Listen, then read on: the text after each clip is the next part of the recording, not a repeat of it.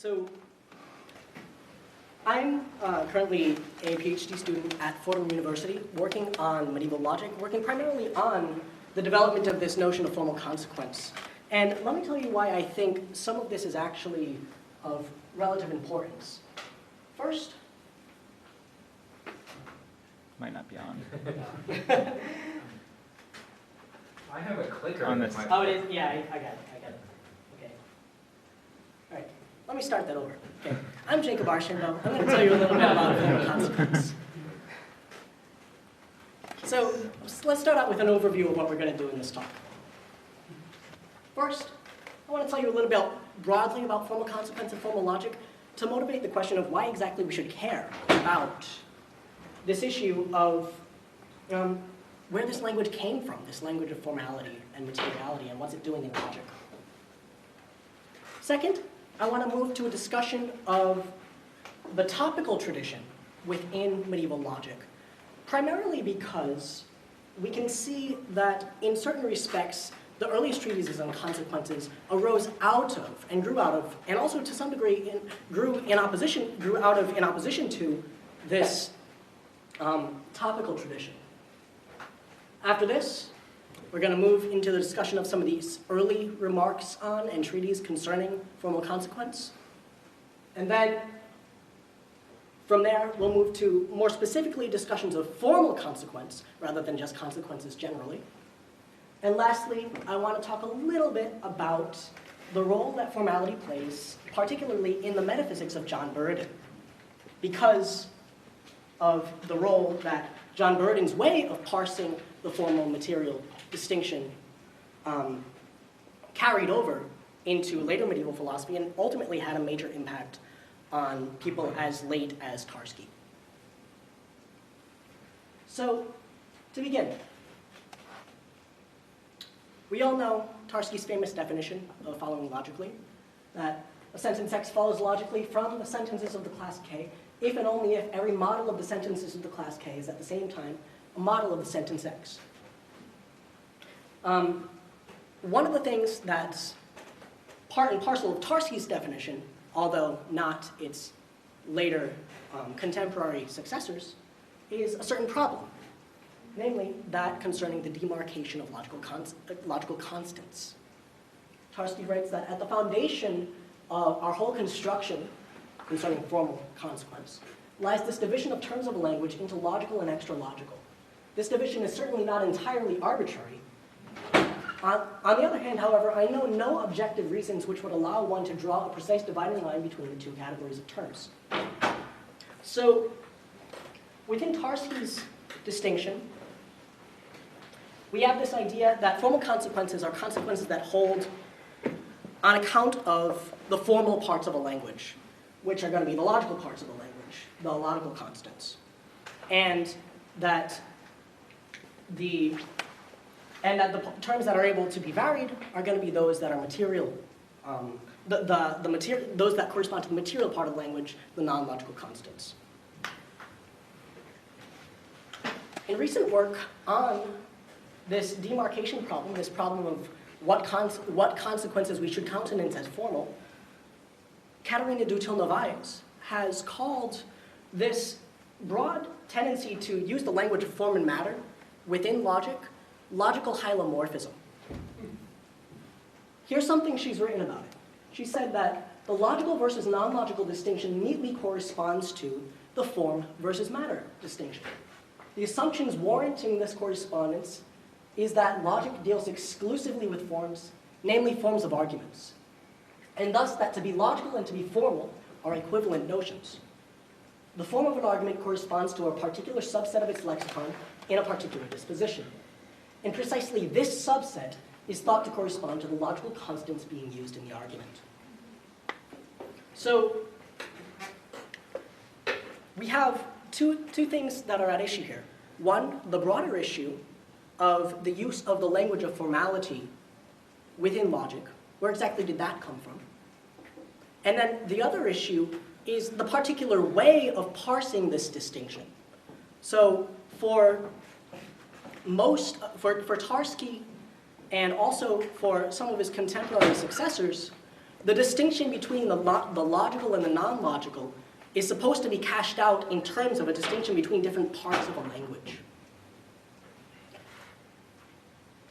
Dutil-Novaes, following recent work in metaphysics by people like Catherine Koslicki, calls this particular way of dividing up form and matter mereological hylomorphism.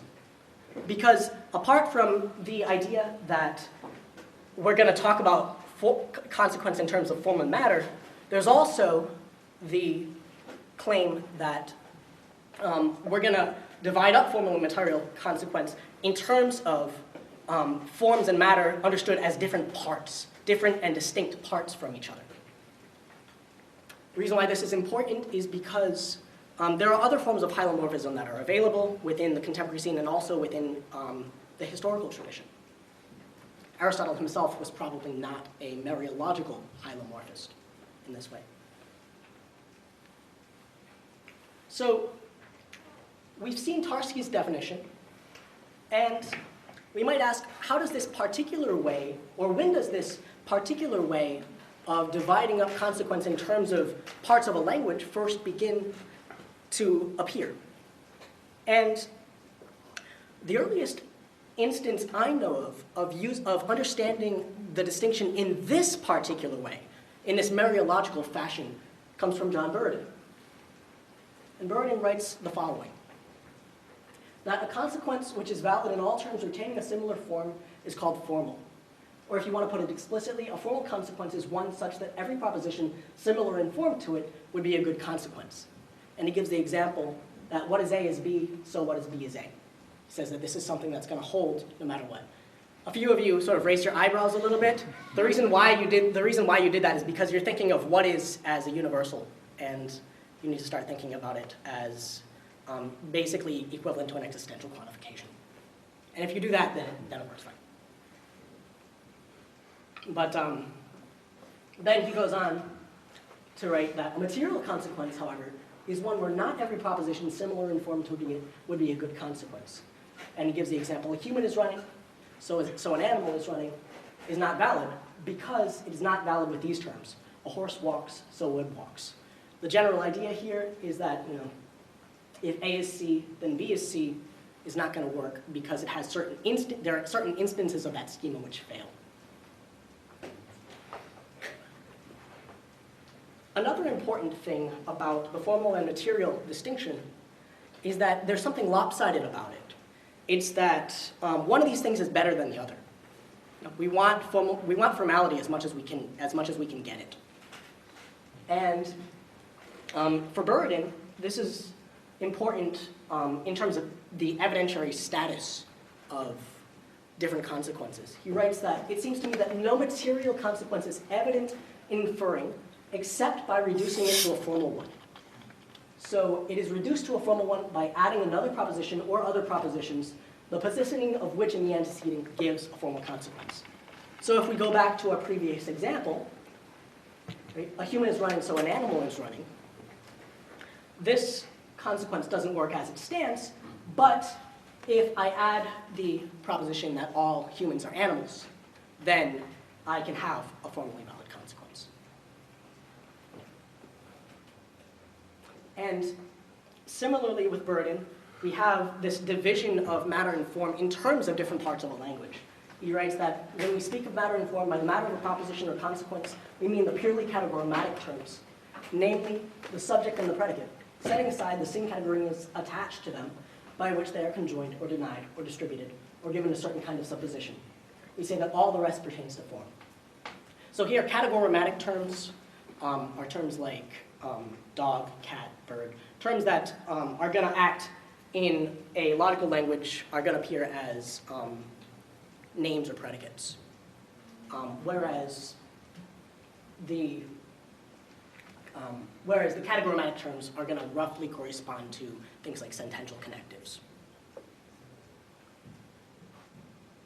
And the language of distribution and whatnot, we'll get to that in a little bit. So here are the questions that I want this talk to be concerned with broadly. First off, where did this distinction between formal and material consequence come from? Second, how does Buridan's distinction compare to the form-matter distinction as it appears in his Metaphysics and Natural Philosophy. And third, how does the division of formal and the division of consequences into formal and material consequences relate back to an earlier division of consequences into natural and accidental consequences? This is a division that you find, for instance, explicitly in Walter Burley, and then earlier appealed to in a more implicit fashion in people like William of Sherwood, who's early 13th century, and people like Duns Scotus at the end of the 13th and the beginning of the 14th century. So what's the relation there? To answer this question, one of the things we're going to really have to do is step way back and say a little bit about the development of a different tradition, the topical tradition. And I'll tell you a little bit about what that is and what that means. So imagine for a second that you are an art student in philosophy in the University of Paris in the 1250s. This is probably what the logic curriculum you would have studied would have looked like. You would have started with a work by Porphyry called the Isagoge that provides an introduction to Aristotle's logic. From there, you would have read the categories and on interpretation so that you would have a sense of what you can say about terms and propositions. After this, you would read some Latin authors that are, along with these Greek authors, part of what's called the Old Logic. It's Old Logic because it was the logic that remained constant and remained available throughout the Western world, all through the Middle Ages. And within that, you would have read something like the Book of Six Principles, which is an anonymous, actually a pseudonymous work, I should say. It was attributed to Aristotle, written probably in the 12th or the 13th century. What are the six principles? Here's an answer to that. The categories, there's supposed to be 10 categories, right? And however, the book, the categories, only really deals with 4 of them in detail. It talks a lot about substance, quantity, quality, and relation, the first 4 categories. Then there are these other 6, action, passion, place, time, habit, and I'm going to forget it. Oh, well. It's always doctor. Huh? It is a grumpy. Grumpy. Oh, yes. That we don't know, that Aristotle doesn't really pay much attention to, and so the Book of Six Principles was designed as a supplement to Aristotle's logic to deal with these other areas, these other categories. Then from there you would read Boethius's On Division, which is concerned with division, but not the mathematical kind.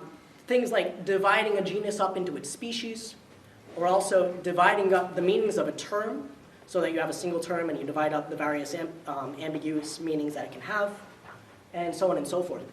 And then you'd read Boethius's On Differential Topics before moving on to the New Logic.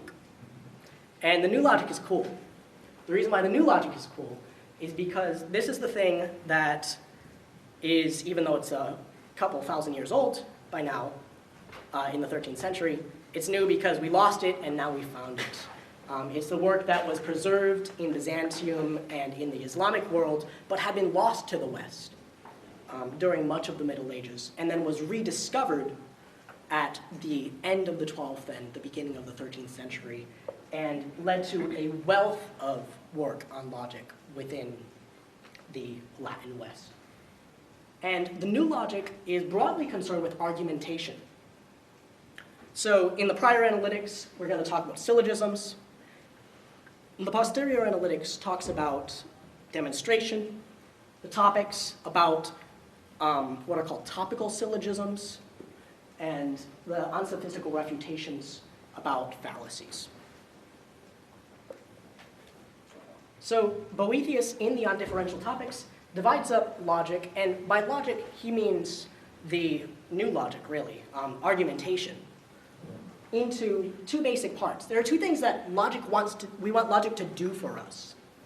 The first thing we want it to do is we want it to assess which arguments are valid and which aren't. The pars judicandi. as it's called, the part concerning judgment. And this is what's done by the works of the analytics, the prior and the posterior analytics. There's also another thing we want logic to do, and it's something that less attention is, I think in some ways, unfortunately paid to today, which is why I think Boethius' treatise is actually really cool.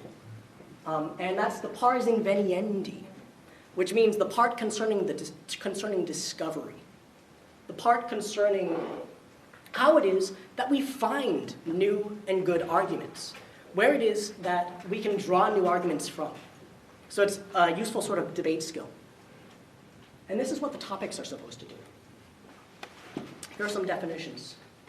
An argument, for Boethius, is a reason making a matter in doubt trustworthy. Ratio rei dubiae faciens fidem is the Latin. And there's an ambiguity here because argument here can mean what we take it to mean today, a process of reasoning. But it can also mean, on account of the word reason meaning something different, a middle term of an argument. So ratio here can mean the thing that allows us to transition from the premises to the conclusion. And for instance, in a syllogistic consequence, that's going to be the middle term, because it's by virtue of the middle term, or the medium, if you want to put it that way, that one's able to find the appropriate connection between the subject and the predicate. And a topic is the seat of an argument. That is the place from whence an appropriate argument is brought to bear on a question posed. And by virtue of this ambiguity in argument, we have a similar ambiguity in what topic can mean. So a topic on the one hand can mean a maximal proposition, or we might more broadly say a rule or a maxim, something like equals added to equals are equal. Or it might refer to the difference of a maximal proposition. That is, that which, on account of which the maximal proposition holds. So in this case, it would be something like equality. It's what equality is that allows this proposition to work as it does.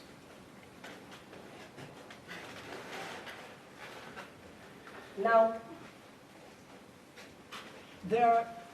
in Boethius' treatise, what he does is he discusses two different divisions of topics, one from Cicero and the other from Themistius. And he does the classical antiquity. The thing that you would do in late antiquity is you try to show how these guys that are obviously disagreeing with each other actually don't disagree with each other. But today I'm just going to talk a little bit about the Themistian division so that you get a general idea of how topics work and what they are. So topics are generally divided up into intrinsic, extrinsic, and middle topics. And of these, we have, in the intrinsic topics, we have these different topics that are in a substance and consequent upon a substance. One of the things you'll notice is that when you name a topic, you always name it as, from this. So, from a definition, from a description, from the interpretation of a name. This is going to end up being important later, we'll see. Because what you're doing is you're calling attention to the thing that's doing the justificatory work to get you to the conclusion you want. And here's an example. So you have a question, the topic under discussion is the topic from a description. And you have a question you want to answer. The question is whether whiteness is a substance. And there's an argument that says that it's not. And here it is. A substance is what can be the subject of accidents, but whiteness underlies no accidents. So whiteness isn't a substance. The argument's actually not good, because the second premise should be modal. But that's sort of implicitly understood. So it shouldn't be whiteness underlies no accidents, but rather whiteness can't underlie accidents. But the broad idea here is that we're going to have this description, what underlies accidents, that tells us something about what substances are. And by virtue of the relation holding or not holding in this case, as it does, we're able to conclude something about whether or not whiteness is an accident, namely that it's not. And the maximal proposition at work, or the maxim, is that the description of which does not belong to a species, is not the genus of that species. Now, let's use another example, one concerning extrinsic topics. So intrinsic topics are topics that hold on account of like the nature of the thing or some sort of intrinsic relation. But extrinsic topics concern, well, appropriately enough, extrinsic relations. Relations that the thing that is under discussion bears to other things. Relations like contrariety or relativeness or relation between relatives or correlatives. So something like if there's a father, then there's a child. You know, there's a father, therefore there's a child. Would be a good consequence, or a good. I'm actually getting ahead of myself. It would be a good way of using a topical argument from relatives. But here, we'll look at an example from proportion. So you have a question. The question is whether or not the magistrate of a city should be chosen by lot. These examples are all Boethiuses, by the way, as you might as well be able to tell. Right? And the argument is, by no means, Socrates, because not even the captain of a ship is chosen by lot. And what's relevant here is that the relation of captain to a ship is similar to that between the magistrate and a city, and both of them instantiate this relation of governing to governed. And so what's not appropriate in the one case isn't going to be appropriate in the other either. And the maximal proposition is, what is the case in each instance must be so in one proportionate to it. So it's an interesting framework. Now, how do we get from these kinds of discussions to discussions of consequences? Well, here's where we started, right? This is what we were doing in logic in the mid-13th century. And once you get to the end of the 13th and the beginning of the 14th century, things change a little bit. You start to look a little bit more like that. What you'll notice is that the Latin authors have effectively dropped out of the picture. And this is something that is witnessed to in manuscript tradition as I've studied it. What you have is much more of an emphasis on authority, and within this context, authority means Greekness. It's rather strange, but it's interesting because there's this kind of self-deprecating attitude where different works in Latin that used to be part of the canon are no longer really up to snuff because they were written in the wrong language. But also you'll notice here you have the prior analytics, the posterior analytics, the topics, and the sophistical refutations. That's what's going to be a rough standard order that you find in different manuscripts and also in different remarks made about the new logic by different authors. For instance, in his preface to both the On Interpretation and the Posterior Analytics, Thomas Aquinas explicitly references this ordering of the different texts. Now, fast forward a little bit to Occam's Summa Logicae. Here's the way that Occam orders the contents. So we have terms and propositions in the old logic, or in section 1 and section 2, which roughly correspond to what's studied in the categories and the On Interpretation. But then once we move to section 3, we've got syllogisms and demonstrations covered by the part that would have been the analytics. But now rather than having a treatise called On Topics, we have a treatise called On Consequences. So, which is sandwiched in exactly the same place where we would have had the discussion of the topics before. Now, what this suggests to me is that one of the things that Occam is doing here is he's explicitly envisioning these early consequence treatises, his own treatise on consequence, as covering the same kind of ground as what was done in topics, albeit, as we shall see, in very different ways. So here's an early anonymous tract on consequences and some early remarks on it, from it. It says, hence it should be known that the consequence from the inferior to the superior is valid in two ways, and in two ways it isn't. Hence, the consequent holds without distribution and without a negation prefix, as in a man runs, therefore an animal runs. And likewise, from the inferior to the superior without distribution and with a negation placed after is a good consequence, as in a man does not run, therefore an animal does not run. So what does all this mean? Right? Yeah, I caught you. All right, so one of the things we should first notice is that this topical language of justifying a certain kind of consequence, from something to something else, has clearly transferred over from the topics to discussions of consequence. This is sort of the broad point. Another broad point is that there's a shift in what is doing the justificatory work that's a very important one. In discussions in Boethius's topics, you'd have topics like from contrariety, or from opposites, or from an efficient cause. Where what you have is you have some qualitative characteristic of the thing that we're discussing that allows us to make this appropriate conclusion. Whereas in these early treatises, we're no longer talking about qualitative characteristics like, say, paternity or privation. We're talking about basically scope distinctions. Distinctions of just how these quantitative distinctions of what's the possible range of what this term can apply to. So we have this language of inferior and superior, or lesser and greater, if you want to put it in a better way. So what he said, and this stuff about distribution, right? What we have is we have focus on the ways in which different terms may be operated on by different quantifiers and things like that.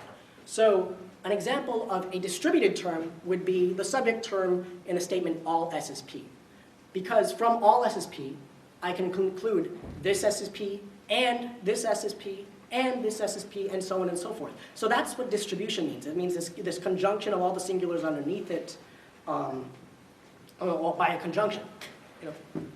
Whereas an undistributed term is going to be one that you can't do that for. So, for instance, with an existential statement or with a particular statement like some S is P, I have to from some S is P conclude that this S is P or this S, but not and this S is P, right? In order to have the consequence work, in order to justify the statement some S is P.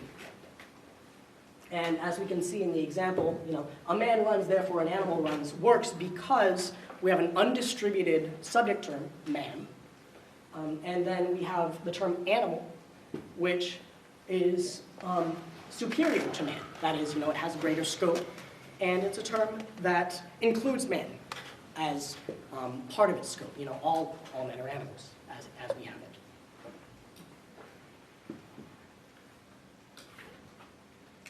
Now, we have a similar pattern in another early tract on consequences from a different manuscript. The one I just told you was from London manuscript in the British Library. This is from the Bibliothèque Nationale in Paris. It writes that we should understand that the opposite of a conjunction has as many causes of truth as a disjunction convertible with it. So what we have there is just a statement of one of De Morgan's laws. And just as the consequence from the disjunction to either of its parts is invalid, right? We can't infer P or Q, therefore P. So the negation of a conjunction does not imply the negation of either of its conjunctive parts. So from not P and Q, I can't infer not P, nor can I infer not Q. And for more of this, you can check out my website, which has a complete translation of some of these works. So moving on to not only the question of where consequence is coming from, but also more specifically, where do we get this language of formal consequence? I'm going to move a little bit further back, not to the early 14th century, but to the late 13th century. the earliest use of this language that I know of in a work goes back to the Parisian tradition, the Parisian logician Simon of Faversham, who writes around 1285 or so, and he writes a questions commentary on Aristotle's sophistical refutations, where he asks, as one of the questions, whether the argument from the positing of the consequent to the positing of the antecedent is a good consequence. So we have that same topical language, right? One of the things I should have said that I neglected to mention was that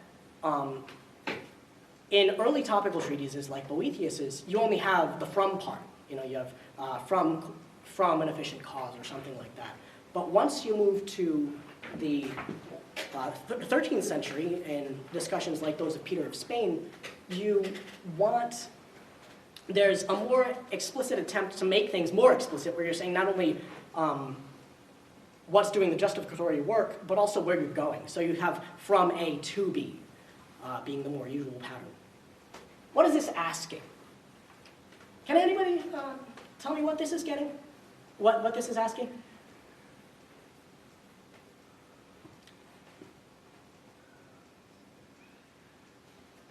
Yes? So asking about going backwards across the turnstile? Inference? Basically, so it's asking whether or not the fallacy of affirming the consequent is indeed a fallacy, right? And Simon's going to say indeed that it is, and then there's this argument saying that it's not, and it's a bad argument, and here's why it's bad. When it is said, this is a good consequence, an animal is a substance, therefore man is a substance, I say that that consequence does not hold by reason of the form, but by reason of the matter. It does not hold by reason of the form, for a discourse concluding by virtue of form ought to hold in every matter. So there we have this implicit appeal to this variability or substitutional criterion. But this consequence only holds in essentials, and this on account of the identity of the nature carried forth through the antecedent and consequent in such things. I'll explain what that means. And on account of this, that consequence is not formal. So what we have here is the idea that substitutionality is at least a necessary condition for formality. It doesn't yet say that this is a sufficient condition. Another interesting thing about this particular quote is that Simon makes an interesting concession that we probably wouldn't make today. You know, he says that this consequence does hold, quote, in essentials. Here's what that means. So one of the interesting, so as I suggested earlier,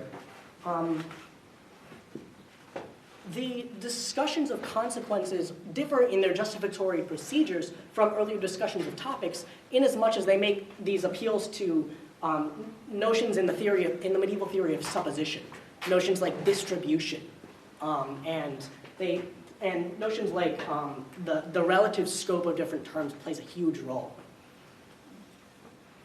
But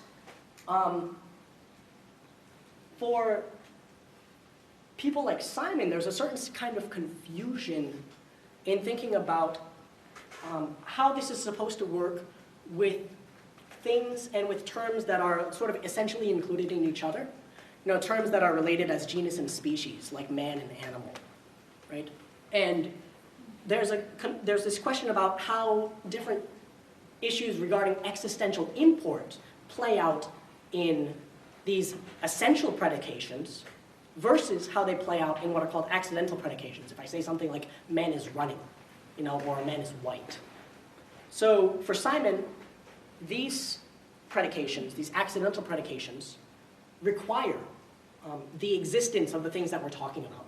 This is true both for universal and for existential statements. So whether it's all SSP or some SSP, if the thing that I'm predicating is an accident, I better make sure that the thing that I'm predicating it of exists.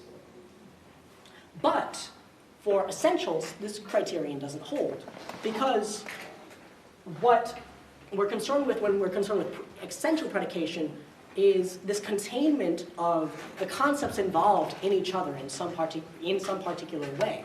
So the reasoning goes,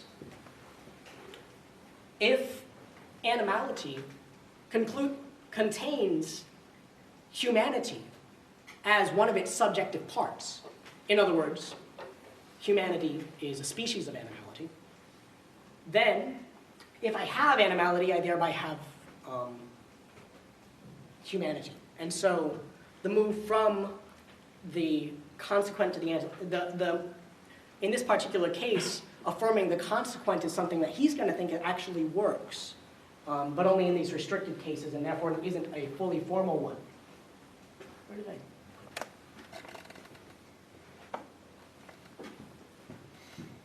There it is. Haha. Okay. So there are these sorts of confusions that are very clearly present in early treatises on consequences that get sorted out in a very different way in later theories like Burden's, which universally will say that when you have a universal or a particular affirmative statement, then you have to have existential import. And similarly, with negatives, you don't need existential import. So no SSP doesn't have existential import, neither does some SS not P. This is an interesting difference from modern practice. So with modern practice, we divide up existential import in terms of quantity, that is whether it's universal or particular, whereas for the medieval, it's not quantity that does the job, but rather quality. That is whether or not it's affirmative or negative. So in that same London manuscript I mentioned earlier, we have this statement, that in every good consequence, the opposite of the consequent cannot stand with the antecedent. And then we have this parenthetical, except where the antecedent includes opposites. And then it says if the antecedent includes opposites, then the opposite of the consequent can stand with the antecedent. So there's this exception here. And he gives us this argument that, and then he goes on to give us this awful, awful argument for the consequence, if no time is, some time is. You want to hear it. You totally want to hear it. It's this, right? So if no time is, then it's not day. And if it's not day, then it's night. Yeah. And if it's night, then sometime is. Yeah. But the broader point is that he wants to say that we have this rule for seeing when a consequence is good and when it's not. One must see whether the opposite of the consequence can stand with the antecedent or not. And if not, the consequence is good. But if the opposite of the consequent can stand with the antecedent, the consequent is not valid from its form.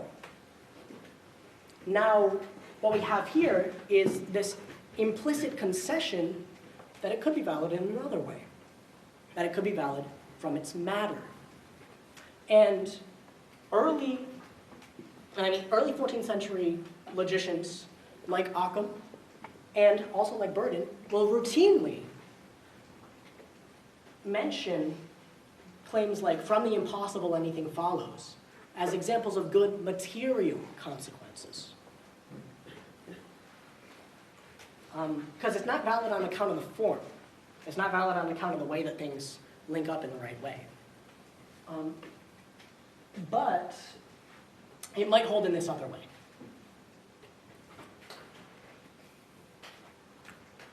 Once we get past these early treatises, we get a lot more sophistication in the more programmatic works like Occam's Summa Logicae, Burley's On the Purity of the Art of Logic, and Burden's own treatise on consequences.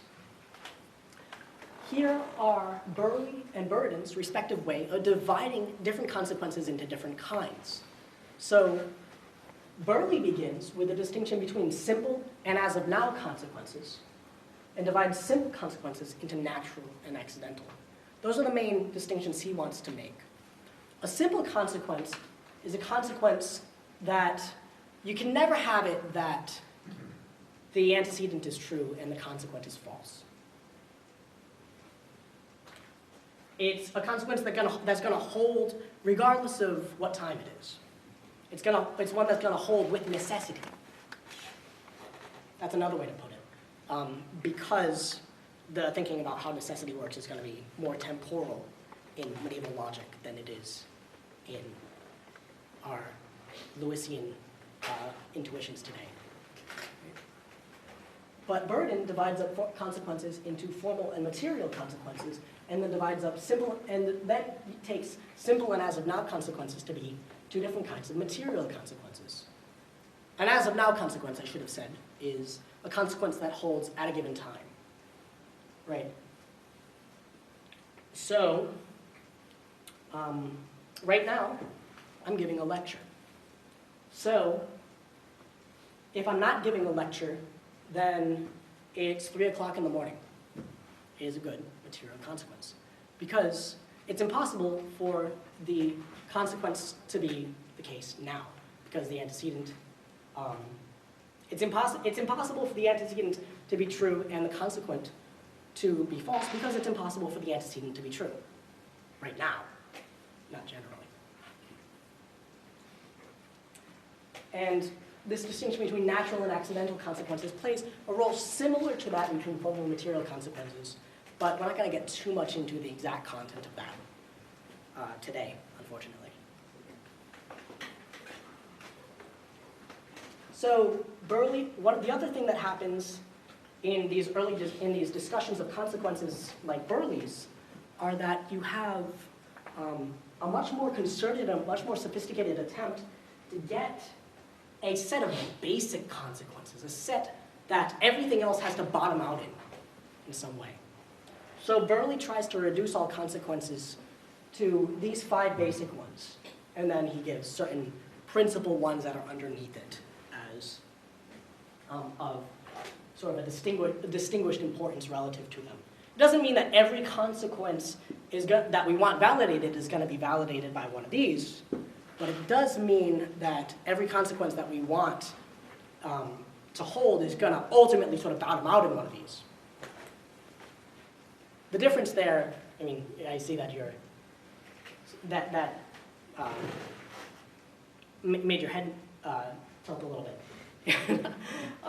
The difference there is that we have all these things that we want to hold because of certain, we might say, non-logical relationship that obtain in the world, right? We want something like, if there's a father, then there's a child to work. You know, that's going to be a good consequence in at least some sense. But many of us today would probably be hesitant to call that a formal or a logical consequence. And for those of you whose primary language is symbolic logic, there's a translation. But, yeah, well, I hope you guys know how to read fast, so. All right. Now, the main, I want to go back a little bit. Yeah, the main one I want to deal with here is the consequence 2.1, which basically says that if something follows from an antecedent and a consequent, it follows from the antecedent per se. It follows from the antecedent by itself. And there's an objection to this that Burley considers. And the example is this. It's Brunellus. Brunellus is a common name for a donkey in medieval logic. It's a diminutive term. It means brownie, like little brown guy. And Brunellus is risible. Therefore, Brunellus is a human, follows. And from these two, it follows formally that a human is risible. And yet the same consequence does not follow formally from the antecedent per se. So the idea here is that this is supposed to be a counterexample to the claim that if something follows from the antecedent and a consequent, then it follows from the antecedent per se. Burley's response is this, that this consequence is formal by reason of 3 terms and not by reason of 2 terms only. Hence, the consequence does not hold if the predicate is changed. For Brunellus runs, therefore a man runs does not follow. So again, we have the appeal to this substitutionality criterion, working as a way of invalidating consequences, we also have this idea of formality having some kind of relation to terms, right? So formality being formality by virtue of this relation to terms. But the employment is very different from what we have in Burden's account, because the terms that Burley is referring to are not syncategorematic terms, but rather categorematic terms. They're not what we would call logical terms, but rather the non-logical terms. He says that there's different ways of something being formal. Something can be formal by virtue of 3 terms and not by virtue of 2. And something can be virtue by, and he'll go on and say similar things for things that can be formal by virtue of the relations between 4 terms, and so on and so forth. He gives the example, a human being runs, therefore an animal moves, as an example of a consequence that's valid by virtue of 4 terms, because humans are animals and running is a species of, is a way of moving. Running is a kind of movement. And he goes on to explain more particularly that formal consequence is twofold. One which holds by the form of a whole complex, and consequences of this type are for instance, conversions, syllogisms, etc. So there's one kind of formal consequence here, and then this other kind of formal consequence that holds by reason of the forms of the simples being the things that are referred to within Burley's theory of reference by categorematic terms. So things like animality and humanity, such as the consequence from an inferior to a superior affirming. So this is a man, therefore this is an animal, being an example. This is formal, and yet it holds by reason of the terms. And he goes on to say that a consequence can be formal by reason of terms, and this if it holds per se by reason of the term, but if it holds by reason of the terms per accidents, then it is not formal.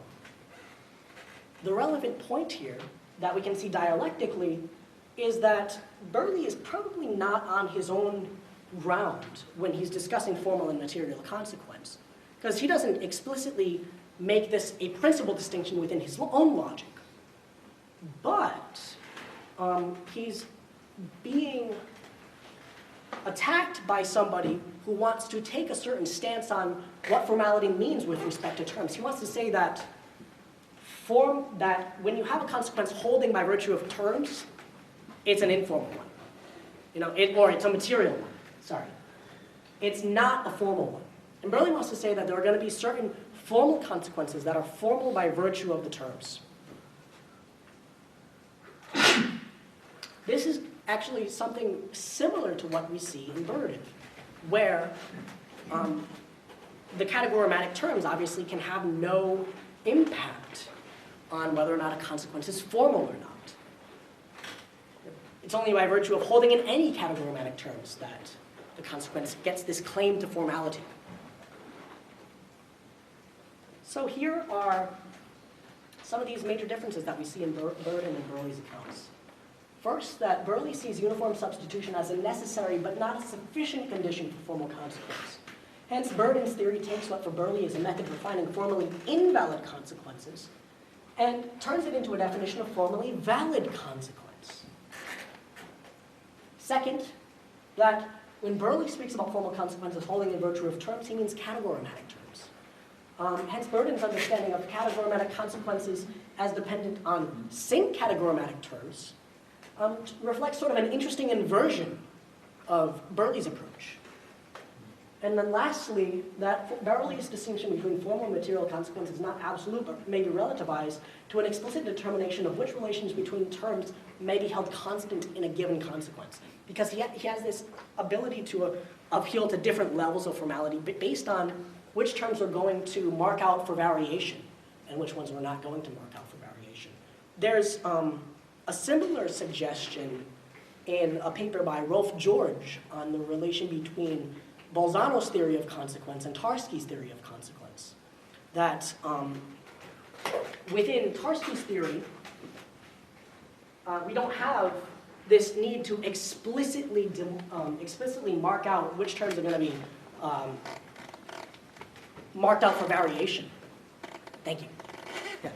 But within Bolzano's theory, we do. And so one of the things that's problematic sort of on Tarski's account is that every formally valid consequence is also going to be instantiated by an invalid schema as well. So, you know, if I have A, B, and I have A, and I have B, this is an instance of the schema C, which is an instance of the schema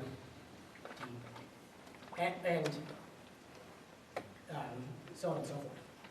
I ran out of letters, you know, because like I can't use F and I can't use E, but okay, I'll use E. So this is sort of an issue that we have in the Tarskian account that's not clearly present in the Bolzano account. And we have a similar issue, I think, with the relation between Burley's account and Burden's account, which is that Burden does inherit something like a Tarskian demarcation problem, whereas it's not so clear to me that Burley does. There it is, thank you. Okay. Lastly, got a few remarks on Burden's metaphysics. And this is cool. So, within Burden's metaphysics, much like in his logic, the things that are formal are themselves parts. So we have this idea that a composite is not the elements out of which it's composed. So this is an objection from Aristotle's metaphysics. So the syllable ba is not just the combination of the parts b and a, b and a. Since when they remain removed from each other, when they're removed from each other, and the syllable does not remain. And so there is something else, some syllable, not only the vocal and audible element, but also something else. And then Bird, in response to this, I say that Aristotle is speaking of a composite that is one per se and composed and makes out of many elements, such that it is, if it is one per se, it needs, besides these elements, some other part, namely form, on account of whose unity it itself actually operates per se. So the thing that unifies a whole is itself a part on Burden's account, although probably not on Aristotle's account. What kind of a part is it?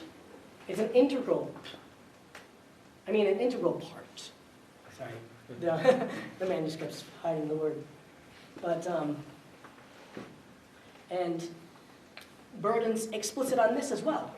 He says that Aristotle rebuked Plato for wanting to remove matter from the quiddities and dispositions of sensible substances, and in the physics posits that sensible substance is essentially a composite of matter and form.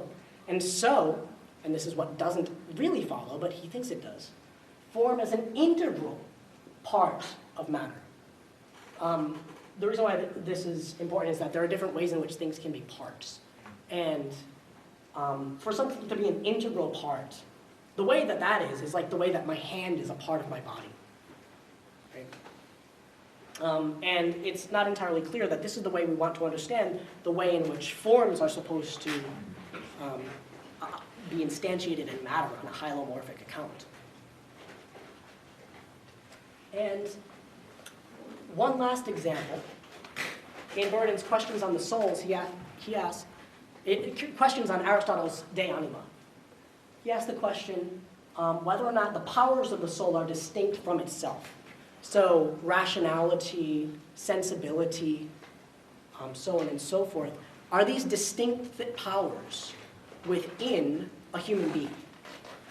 And for, say, Aquinas' reading of Aristotle, the answer is yes.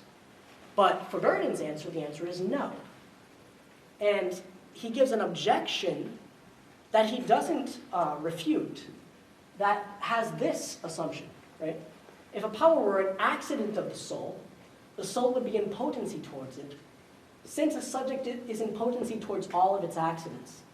Therefore, either it itself would be in potency towards its power, and then by the same reasoning, we would be able to say the same thing again from the beginning or it is in potency to the other power through another power, and so we'd have an infinite regress, which is unfitting. And what's implicitly assumed here is that what's distinct from the soul has to be accidental to it. The soul is the form of the human body on Aristotle's account, and on most medieval accounts, and it's going to also be distinct from its matter, right? At least in some sense.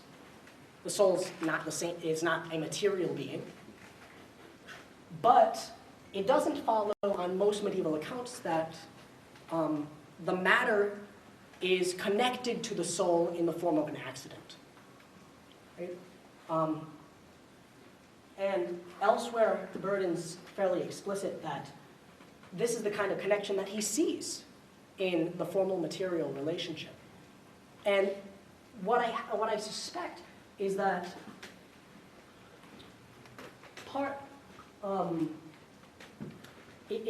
this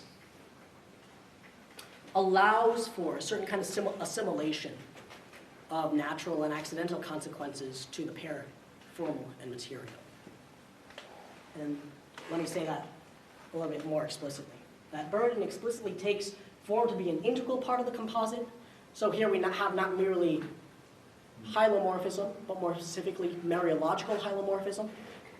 Second, that Burden himself assimilates this distinction between the formal and material to one between natural and accidental. And therefore, that while Burden's physical hylomorphism doesn't in any way necessitate his logical hylomorphism, there are certain respects in which it does facilitate it. And that's everything that I have for you today. Thank you very much.